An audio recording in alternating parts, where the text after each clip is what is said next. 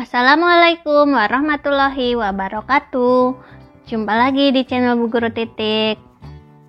Kali ini saya akan mencontohkan bagaimana cara kita mengerjakan LK 3.1 PPG dalam jabatan tahun 2022. Sebelumnya, bagi teman-teman yang baru mengunjungi channel saya, mari dukung channel saya dengan cara subscribe dan nyalakan tombol lonceng notifikasinya untuk mendapatkan notifikasi video terbaru dari saya selanjutnya. Mari kita lanjutkan. Di LK 3.1, di sini terdapat dua kolom. Kolom yang pertama berisi lokasi adalah lokasi tempat kita mengajar atau tempat kita PPL. Di sini saya isikan nama SD tempat saya mengajar, kemudian lingkup pendidikan. Di sini kita isikan sekolah dasar atau sekolah menengah misalnya.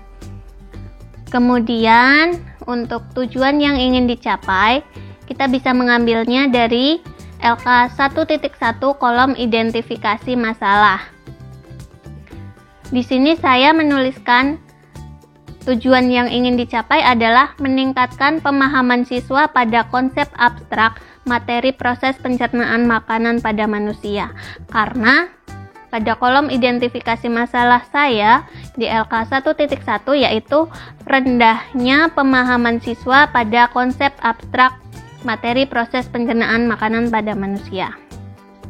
Selanjutnya, untuk penulis, kita isikan nama kita, kemudian tanggal, kita isikan tanggal kita melaksanakan PPL 1. Kemudian situasi yaitu kondisi yang menjadi latar belakang masalah. Mengapa praktik ini penting untuk dibagikan?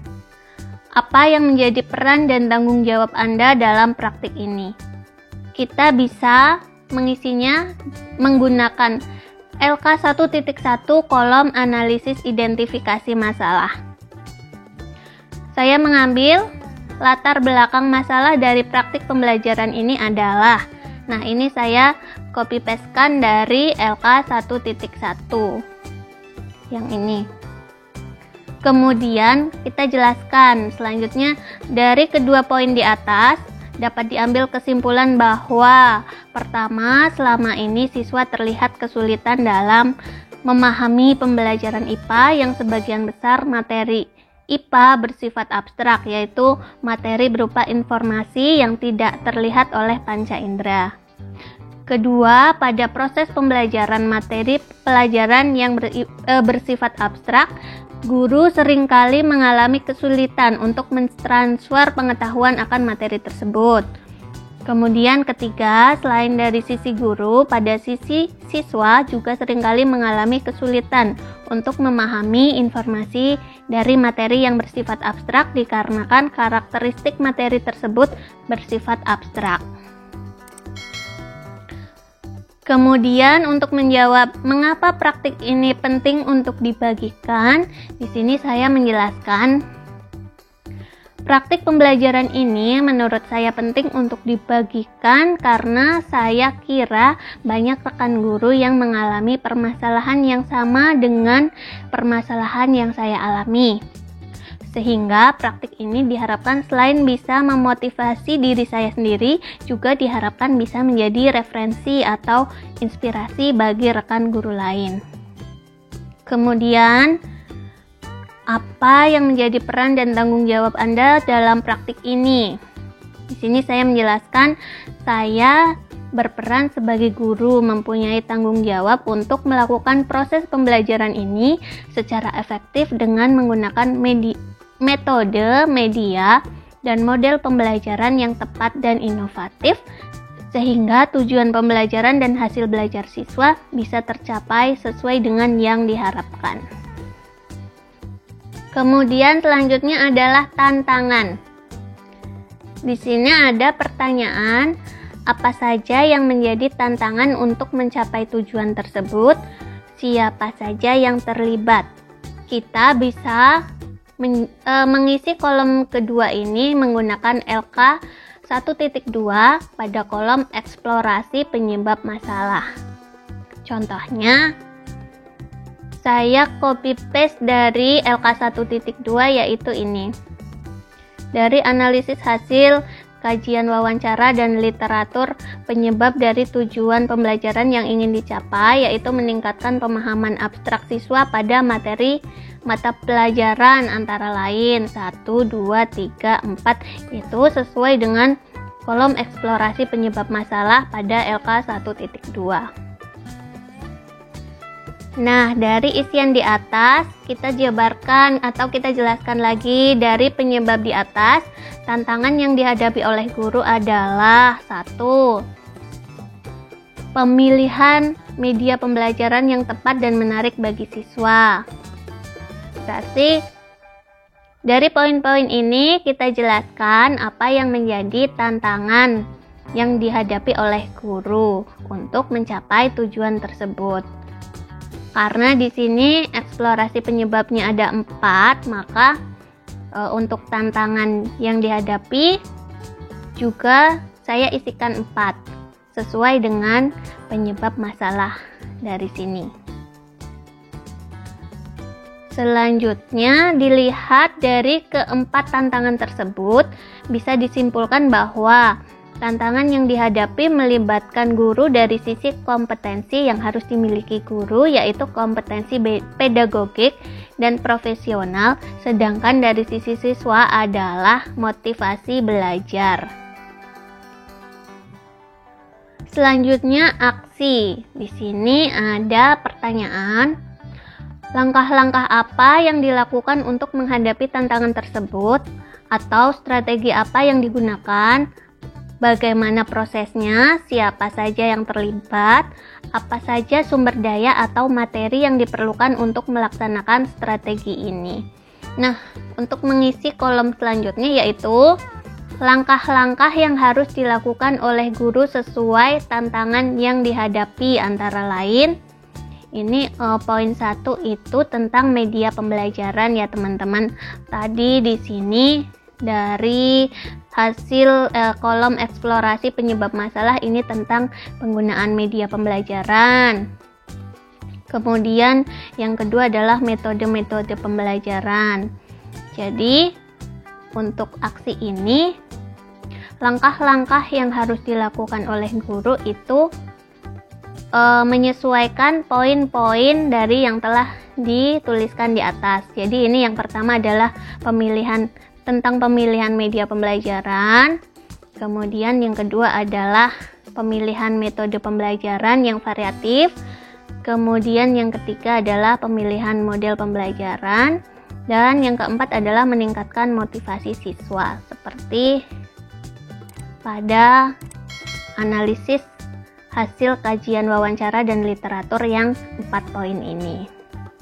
Nah, langkah-langkah yang harus dilakukan oleh guru, misalnya pada pemilihan media pembelajaran, yaitu A. Strategi yang dilakukan guru dalam pemilihan media pembelajaran adalah dengan memilih media pembelajaran yang dirasa tepat dan sesuai dengan materi pelajaran, juga sesuai karakteristik siswa. Selain itu, guru juga bisa memilih media pembelajaran yang dikuasainya, baik dalam pembuatan dan juga pengoperasian. Di sini guru memilih media pembelajaran berbasis website menggunakan aplikasi Coding Scratch. Kemudian, bagaimana prosesnya?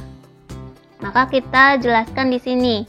Proses pembuatan media ini dimulai dari mempelajari materi yang akan dibuat medianya. Kemudian guru merancang desain menu-menu apa saja yang perlu ada di media pembelajaran. Setelah rancangan atau desain baru, guru mulai membuat media ini di aplikasi Scratch sesuai rancangan atau desain. Kemudian, untuk apa saja sumber daya atau materi yang diperlukan untuk melaksanakan strategi ini? Di sini saya mengisi sumber daya yang diperlukan untuk membuat media pembelajaran ini, antara lain pengetahuan guru dalam menggunakan aplikasi aksi, SCRAD, dan juga alat seperti komputer atau laptop dan jaringan internet. Begitupun untuk poin kedua, 3, dan 4 itu kita jelaskan seperti pada poin 1 ini.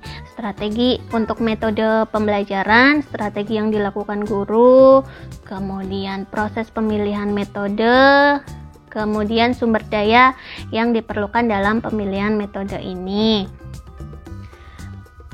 Seperti itu untuk poin 3 dan 4 juga sama. Selanjutnya untuk refleksi hasil dan dampak.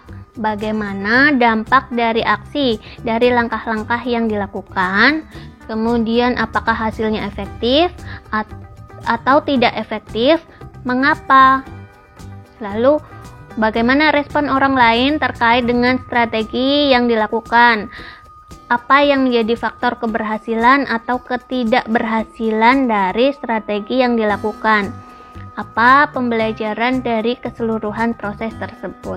Nah, di sini saya mengisikan dampak dari aksi dan langkah-langkah yang dilakukan dirasa hasilnya efektif dan dapat dilihat dari: pertama, penggunaan media berbasis website ini sangat membantu pemahaman siswa akan konsep yang abstrak tentang materi proses pencernaan pada manusia, dibuktikan dengan hasil evaluasi pembelajaran siswa di atas KKM.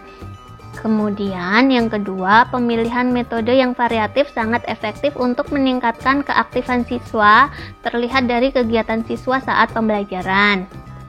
Kemudian yang ketiga, pemilihan model pembelajaran PBL menumbuhkan berpikir kritis siswa, terlihat dari tanggapan dan jawaban yang dilontarkan guru saat pembelajaran.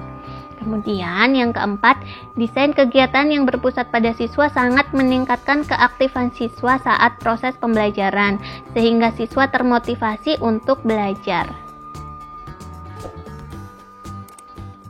Nah, untuk bagaimana respon orang lain terkait dengan strategi yang dilakukan, di sini saya menjelaskan respon siswa terhadap kegiatan pembelajaran ini adalah sangat senang. Bisa dilihat saat kegiatan refleksi akhir pembelajaran, siswa memberikan refleksi bahwa pembelajaran sangat menyenangkan dan media pembelajarannya menarik juga mudah dipahami. Kemudian untuk faktor keberhasilan atau ketidakberhasilan dari strategi yang digunakan, di sini saya menjelaskan faktor keberhasilan pembelajaran ini sangat ditentukan akan penguasaan guru terhadap media pembelajaran, metode, model, dan langkah-langkah pada rencana pelaksanaan pembelajaran yang dibuat. Kemudian untuk menjawab apa pembelajaran dari keseluruhan proses tersebut, di sini saya menjelaskan pembelajaran yang bisa diambil dari proses dan kegiatan yang sudah dilakukan guru adalah seyogianya guru lebih kreatif dan inovatif dalam memilih metode, model, dan media pembelajaran untuk membuat proses belajar mengajar sesuai dengan yang diharapkan. Jadi seperti itu teman-teman, contoh mengerjakan LK 3.1 PPG dalam jabatan tahun 2022. Semoga video kali ini bermanfaat, dan bagi teman-teman jangan lupa subscribe channel saya dan nyalakan tombol lonceng notifikasinya untuk mendapatkan pemberitahuan video terbaru dari saya selanjutnya. Semoga video kali ini bermanfaat. Sampai jumpa di video selanjutnya. Assalamualaikum warahmatullahi wabarakatuh.